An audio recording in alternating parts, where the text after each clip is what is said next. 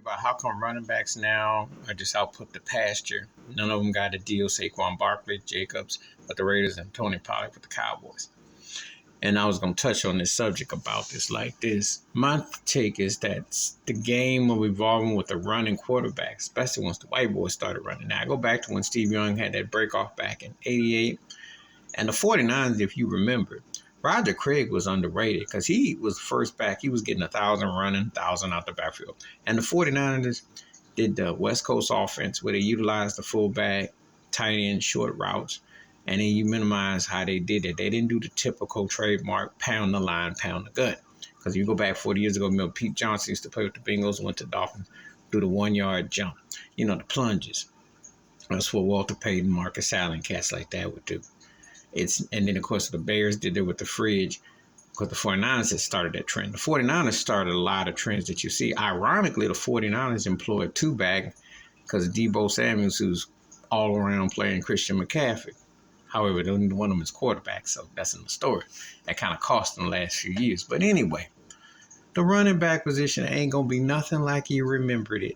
Even if you go back the last 15 years with Adrian Peterson or something like that, those days are long gone. See a guy that's still around 15, 20 years running, ain't going to be the same. You know, it's just, it's not going to be the same because the game has changed so much. And what they're doing is they're minimizing it because they have mobile quarterbacks. So if a quarterback comes out and he can move, you got a guy like Patrick Mahomes. Look at how their success is. They don't even depend on a 1,000-yard back. Most teams, when he was playing, talking about Kareem Hunt or somebody like that, you would think it was crazy, you know.